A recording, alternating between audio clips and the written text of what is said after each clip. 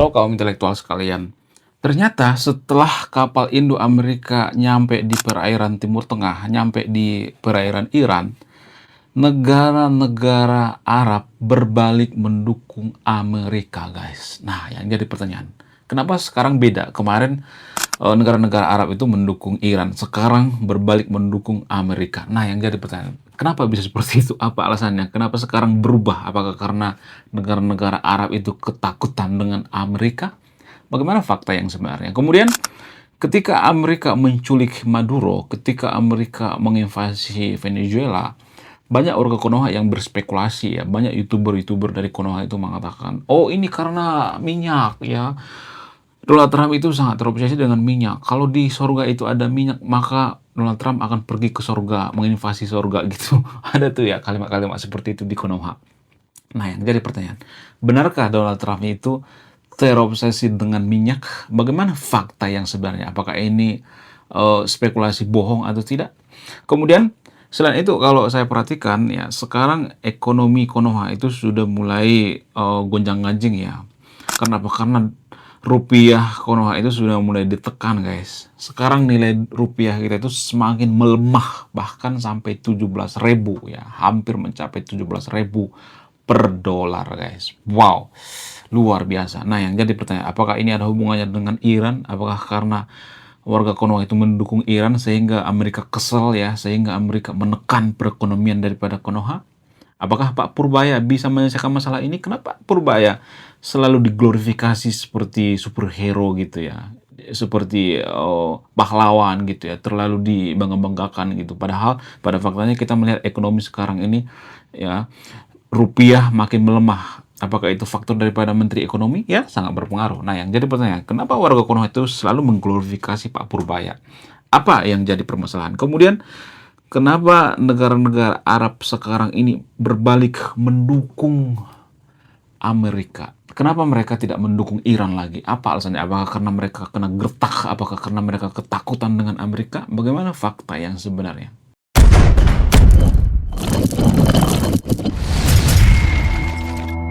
Ketika Amerika menculik presiden daripada Venezuela, yaitu Maduro, maka warga Konoha itu serentak mengatakan, oh ini karena minyak, oh karena Donald Trump ini sangat terobsesi dengan minyak, ya sangat-sangat suka dengan minyak dan lain sebagainya. Bahkan kalau di surga itu ada minyak, maka Donald Trump akan pergi menginvasi surga gitu. Ada banyak tuh ya kalimat-kalimat warga Konoha seperti itu mengejek-ejek Trump ya, bikin meme menjelek-jelekkan Trump. Tapi disclaimer saya tidak berpihak pada Amerika di sini ya.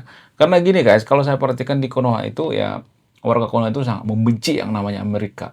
Kita tidak bisa membenci satu negara itu dengan berlebihan, nggak bisa. Kenapa? Karena kita tidak bisa melihat masalah ini hitam putih. Harus benar-benar netral ya. Karena tidak semua negara itu suci, nggak semua negara itu jahat. Emang Konoha suci? Enggak kan? Kita juga bukan negara suci ya. Sama seperti Amerika. Amerika juga bukan negara suci. Jadi kita harus benar-benar netral gitu. Nggak boleh berpihak. Saya tidak berpihak pada Amerika di sini ya. Kalau Amerika benar, saya katakan benar. Kalau Amerika salah, saya katakan salah ya.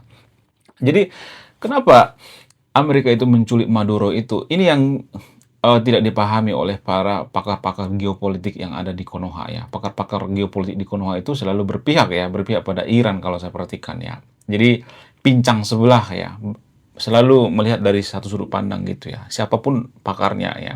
Kenapa? Karena mereka beragama. Jadi agama itu semacam bias guys. Karena Iran dengan Konoha itu satu agama, sehingga mereka harus membela yang namanya seagama. Kalau mereka tidak membela yang namanya seagama, maka dia akan diserang. Jadi pakar-pakar geopolitik yang ada di Konoha itu tidak akan bisa netral. Karena apa? Karena warga Konoha itu rata-rata membenci Amerika. Jadi kalau dia netral, ya memihak sama Amerika misalnya, ya maka dia akan diserang. Sama seperti saya. Kenapa saya dibenci? Karena apa? Karena saya selalu netral. Saya tidak berpihak pada negara apapun di sini ya. Jadi sebenarnya Amerika menginvasi Venezuela itu bukan karena minyak. Ini yang jarang diketahui oleh pakar geopolitik yang ada di Konoha. Alasan yang paling masuk akal itu karena apa? Karena Maduro sudah mulai sekongkol dengan Ayatollah. Itu sebenarnya alasan utamanya. Nah, yang jadi pertanyaan, kenapa bukan minyak? Kenapa alasan karena Maduro sudah bekerja sama dengan Ayatollah? Alasan yang paling masuk akal itu karena Sekarang ini kan tidak terlalu diperlukan lagi yang namanya minyak bumi, bensin, dan lain sebagainya. Kenapa? Karena sudah ada yang namanya mobil listrik. Mobil listrik itu kan mempengaruhi, guys. Di Amerika sudah banyak mobil listrik ya. Sudah ada perusahaan Tesla dan lain sebagainya. Jadi mereka nggak terlalu butuh yang namanya minyak lagi. Bahkan mereka mau merubah ya dari minyak bumi menjadi listrik. Itulah alasannya kenapa di negara-negara Arab, kalau kita perhatikan seperti Arab Saudi, sudah mulai ketar-ketir. Kenapa? Karena mereka berpikir jangka panjang ya. Minyak ini suatu saat tidak akan dibutuhkan lagi, tidak terlalu signifikan maksudnya ya, akan semakin berkurang penggunaan minyak ya. Bayangkan kalau di seluruh dunia itu menggunakan mobil listrik, maka bensin akan berkurang ya, penggunaan bensin akan berkurang ya. Jadi itu alasan paling logis. Tapi kalau saya ngomong seperti ini nanti pasti saya nanti dituduh antek-antek, Zionis, antek-antek Amerika. No, saya berpikir rasional gitu. Dalam berpikir itu nggak boleh licik, guys. Nggak boleh berpihak pada agama tertentu, nggak boleh berpihak pada negara tertentu, nggak boleh seperti itu. Kita harus benar-benar netral ya. Berdosa tahu, guys ya. Kita tuh berdosa kalau berpihak pada arus gitu ya. Di Konoha itu kan arusnya itu arus besar, membenci Amerika. Jadi kalau kita tidak mendukung Amerika, maka kita akan diserang, kemudian kita akan dikata-katain, oh kamu nggak netral ya. Jadi kita itu dikatakan netral kalau kita berpihak ya. Sementara kalau seperti saya misalnya sering bahas masalah ini dari sudut pandang yang rasional atau yang netral, maka saya akan dikata-katain tidak uh, mengerti gitu ya geopolitik ya. Jadi menurut mereka yang jago geopolitik itu adalah orang yang berpihak pada agama mereka, pada negara mereka gitu ya. Kemudian kenapa Donald Trump itu benci dengan Maduro? Ya, di samping Maduro sering ngata-ngatain Donald Trump ya, sering mengatakan Donald Trump itu banci dan lain sebagainya. Ya, sebenarnya karena Donald Trump ini melihat Maduro ini sudah bekerja sama dengan Ayatollah. Jadi kalau Maduro dan Iran bekerja sama, maka ini akan sangat membahayakan, ya, sangat membahayakan nyawa daripada Donald Trump ya. Karena mereka sudah punya niat untuk menghabisi Donald Trump, sehingga Donald Trump melakukan yang namanya infiltrasi duluan gitu ya. Tapi warga Konoha tidak melihat ini, hanya melihat Donald Trump itu jahat dan sebagainya. Padahal kalau boleh jujur, ada kok kelebihan daripada Donald Trump. Bukan berarti saya mendukung Donald Trump ya. Apa itu kelebihannya? Ada banyak negara di dunia ini yang didamaikan oleh Donald Trump, yang tidak jadi perang ya. Termasuk Israel versus Iran. Kenapa Israel versus Iran itu langsung stop perang? Apa alasannya? Ya karena pengaruh daripada Donald Trump, didamaikan Donald Trump, kemudian situs nuklir Iran dibombardir, sehingga apa? Sehingga mereka berhenti gitu ya, dilumpuhkan kekuatannya. Jadi ini termasuk mendamaikan, guys ya. Jadi kita tuh nggak boleh berpihak ya, nggak boleh berpihak pada kaum tertentu atau agama tertentu ya. Jadi selain itu, kalau saya perhatikan ya, di negara-negara Arab sana itu mereka sudah mulai meninggalkan Iran. Kenapa? Apa alasannya? Ada berbagai faktor ya. Yang pertama itu karena semacam ada hukuman gitu ya yang diberikan oleh Amerika. Jadi kalau berurusan dengan Iran, kalau misalnya beli minyak Iran dan sebagainya, maka ada tarif 25%. Dan orang-orang Arab nggak mau seperti itu ya. Negara-negara Arab nggak mau ya, nggak mau melakukan ini ya. Sehingga apa? Sehingga ekonomi mereka akan tertekan ya. Jadi lagi-lagi mereka akan berpihak pada kepentingan nasional ya. Jadi ekonomi itu sangat-sangat ampuh sekali, guys ya. Untuk apa? Untuk dilakukan sebagai sanksi dan sebagainya. Ya, makanya negara-negara Arab itu nggak mau mendukung Iran. Ngapain ya? Karena mendukung Iran juga percuma ya. Itu tidak menguntungkan bagi mereka. Jadi mana yang paling menguntungkan itulah yang dibela oleh negara-negara Arab. Kalau misalnya mohon maaf ya bagi yang nonton video ini ya, kalau misalnya negara Arab itu bersatu misalnya ya, menghajar Amerika misalnya, apakah negara Arab menang? Belum tentu. Ya karena kekuatan daripada Amerika dan Sekutu itu sangat mengerikan, guys ya. Sangat-sangat mengerikan tanpa kita sadari. Bahkan mereka bisa menculik presiden Venezuela. Itu sangat luar biasa. Kita harus mengapresiasi itu ya. Tapi warga Konoha kan nggak seperti itu ya. Mereka membenci Amerika. Kenapa mereka membenci Amerika? Karena Amerika pro terhadap Israel ya. Kenapa warga Konoha itu benci dengan Israel ya? Karena ini berdasarkan agama, tradisi dalam beragama di Konoha kan seperti itu ya. Mengata-ngatain Israel ya. Kemudian ada ayat-ayat tertentu membenci. Ada pokoknya gitulah ya. Susah ya. Ini ada hubungannya dengan agama ya. Kenapa kita membenci Amerika itu ada hubungannya dengan agama. Jadi agama itu punya bias, guys. Ya, tanpa kita sadari agama itu juga mempengaruhi keputusan kita gitu, siapa yang kita dukung ya, siapa yang tidak kita dukung ya, karena faktor daripada agama. Jadi seorang pakar geopolitik itu nggak boleh seperti katakanlah misalnya Bosman Mardiku, nggak bisa. Ya, ada tuh di televisi nasional itu kalau saya perhatikan tuh ada pakar geopolitik abal-abal gitu ya. Mereka hanya menyenangkan suara mayoritas doang gitu. Kenapa TV nasional membiarkan seperti ini, mengundang gitu? Karena banyak ditonton gitu. Jadi TV nasional itu bergantung pada apa yang banyak ditonton gitu, bukan bergantung apa kebenaran. Nggak, mereka nggak peduli. TV nasional itu nggak peduli ya. TV nasional yang lebih kurang itu nggak peduli dengan kebenaran, nggak peduli. Yang penting banyak ditonton gitu. Ya. Lalu bagaimana dengan saya? Saya nggak peduli ya apakah ditonton apa tidak. Nggak peduli ya. Yang penting saya ngomong apa adanya gitu, yang jujur gitu. Karena sudah terlalu banyak ya konten-konten di Konoha itu, konten-konten yang menyesatkan gitu. Itu bikin saya kesel banget gitu ya.